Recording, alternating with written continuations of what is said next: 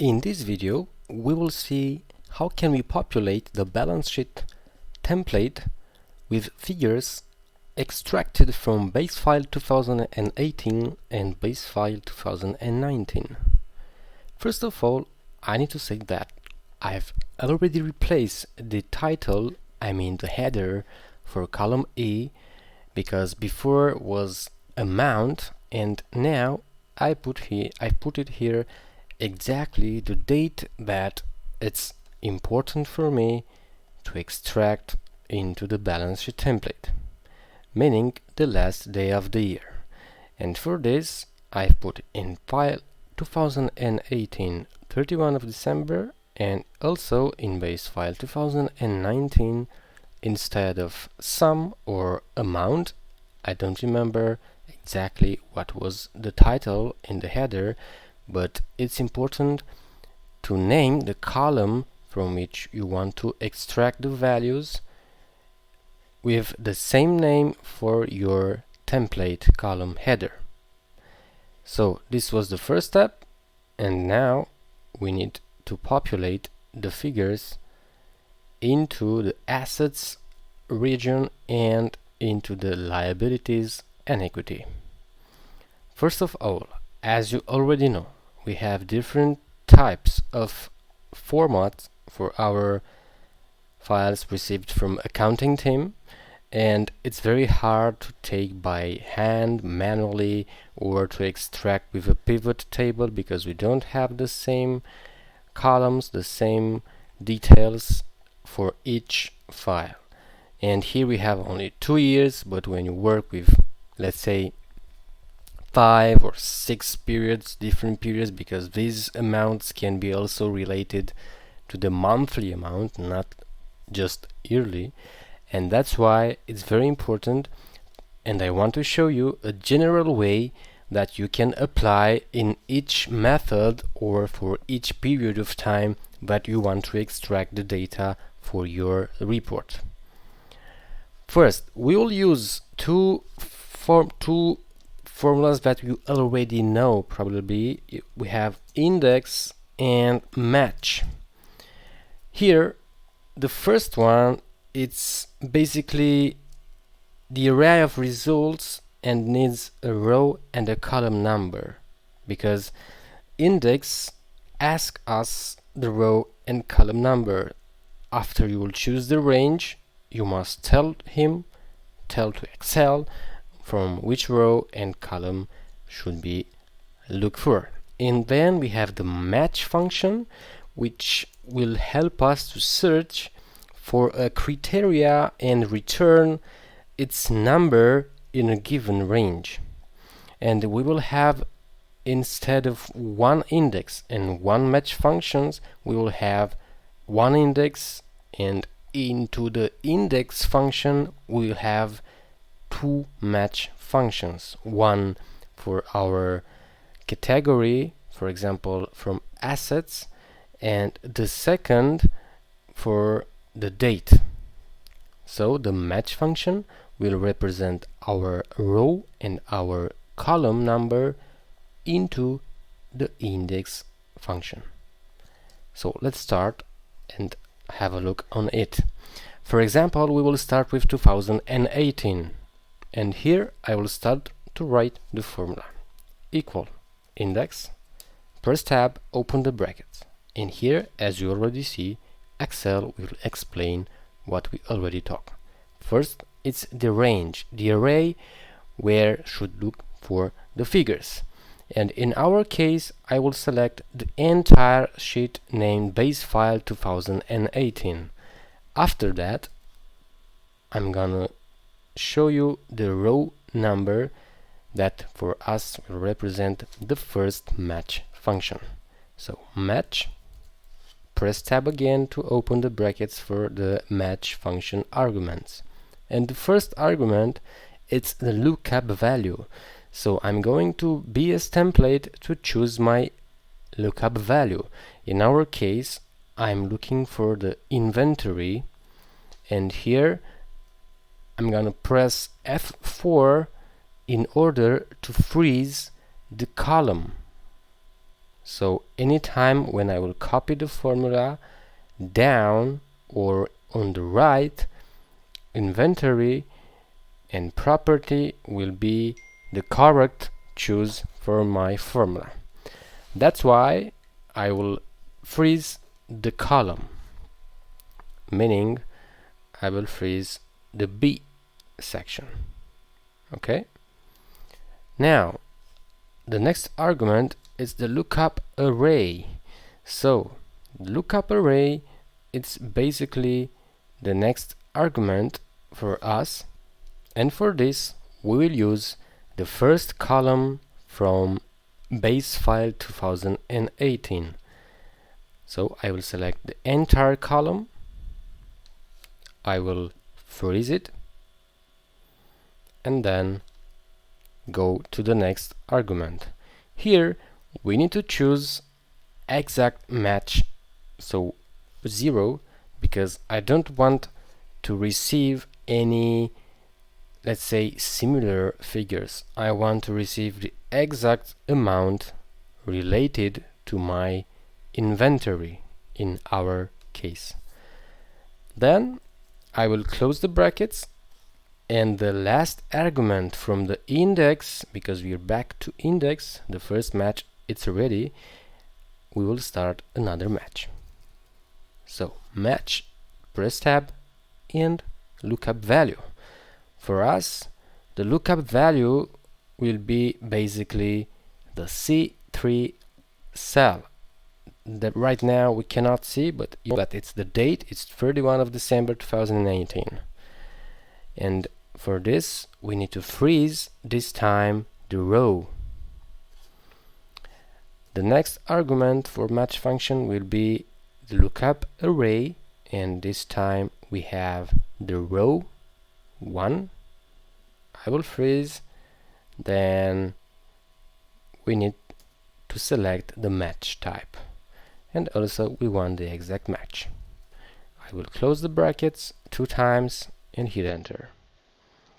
Oops, we have an error. So the BS template B4, it's something wrong with it. Let's try to double check what is the error. Yes, here we have a semicolon point, but it's not important for us. So now all should be okay. And here we go. We have 627 inventory values for 2018. Let's go and check. Inventory 2018, the total, it's there. So the function, it's good. Now let's try to copy till down, and as you can see we have some errors for ref error, because here we didn't check the exact reference. So for example, here we have the entire column array selected into the first formula, and when you copy, Excel told you that this is the maximum. So we have 1,048,000, it's the maximum, so I cannot go upper. That's why we need to freeze also this array. Press F4, hit enter, and now when I will copy the formula, everything is fine. We have the total assets of 4,000 and almost a half. Let's try to increase a little bit the size. Okay, so these are the assets. I will do the same for liabilities and equity. So now I will give a format, press Shift Ctrl and 1, and decrease the number of decimals. And I'm going to do it like this, and I will select the same format for all our figures. Good. Now, as you can see, we can copy these functions to the right and also down. Let's try. So Ctrl C and Ctrl V. now when I will go down, we have the same success rate for the liabilities and equity, even if the formats were different. Let's try now to correct the formula in the correct way to obtain the best results for 2019, just like we did with 2018. So if I will drag it to the right side, you'll see the error. And here, because in the BS template we don't have the same format, which is our challenge, like 2018, and for this we only need to change the name of the source from 2018 to 2019. And here, as you can see, we are done, and mainly we should have the best results. But now when you look at the inventory, let's check again. Here it's 2018, so here we go.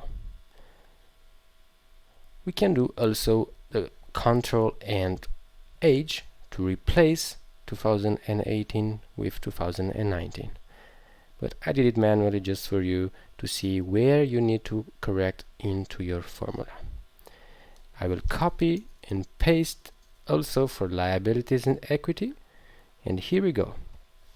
We have all the values, and now we just need to check the formulas, and as you can see, we have here an amount. Let's try to be more exactly and more readable with these values, because the check line here, it's that the assets need to be equal with liabilities and equity, and in our case we have here some issues. That's why we need to check if all the sum are set correctly or we missed something. Good. Let's see. For example, we have 1.771 assets and 2.973 liabilities and equity. I'm going to base file 2019 and take a look into our, let's say, source, and as you can see, we have some detailed equity, property, and so on. In our template we have those 5 rows. So this is the trick, because we have those that error, we see that it's the difference here, so that's why we need to conditional format that row. And if will be equal, let's say not equal, let's put it in the other side. For example, greater than 0 will be light red, and also if will be less than 0, the same red. So here we go. We have here an issue, and as we already talked about, we can try to use the index and max and match functions in order to change the source. But in our case, let's remember that the second format from our file from the accounting team, it's a little bit tricky, because we have the category which here it's in a duplicate mode, and that's why Excel cannot give me the total. It will give me always the first value. That's why here we don't have the total of the inventory. The faster way that we can check this error is to change into the Sumif, because it's very easy to put here a Sumif function. So we have the range when going into the base file 2019, and here is the range. Then we have the criteria, and our criteria will be B4, and we'll freeze the column. And then we have the sum range, which is column F. And if we press enter, let's see if all it's good. Here we go. And if we copy the formula, you'll see that we are unequal. So that's why it's important to have a version of checking your amounts into the balance sheet, because anytime you don't have, let's say, the necessary time to check all the formats, it's important for you to take a look at what type of column you want to hunt. And in our case, that's why it's important to have here the check row for the golden rule of our accounting. So we did it with the Sumif function, but in the same way, let's press some undos and come back to our index match function. In this case, we will try to combine also and to keep the index match function, but this time we'll do, let's say, an optional step in order to have the success with the same index and match function. Into the base file 2019, I'm going to insert a pivot table. So go to table, pivot table in the existing worksheet, and I'm going to insert into column I, press OK, and here I have into the rows the category, and into the values the amount. In our case now we have just one category with the total value, and in this moment we can go and change, instead of A we can put I for 2019, and that can help us to obtain the necessary amount. Here we have I, and instead of row 1, I think we have row 3, but we'll check. Hit enter, let's go again. Here we go, it's row 11. Okay, so we'll put 11.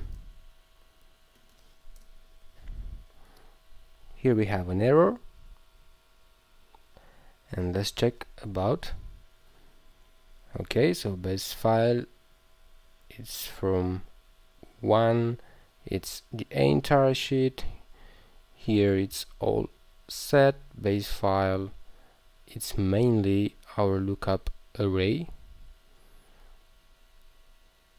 and the match function for D3 into the lookup array base file 11. Okay, so what we can do is to make it simple, because remember that you need to have the correct header, and here in our file we can change this column to amount and put here the correct date. That's why, because here we have the pivot table and we want from column J, and here we can change now the row here with the first one, and for sure now is better. Here we have the error because of the source, because we need to freeze also. So be careful always to freeze the reference. And now when we copy, we'll have the golden rule applied and we are safe. So be careful, try to find anytime a double check way that for you, when you work with different files, it's important to know that you are always on the correct line. So this is the way that you can populate a small template from different big databases linked to our balance sheet.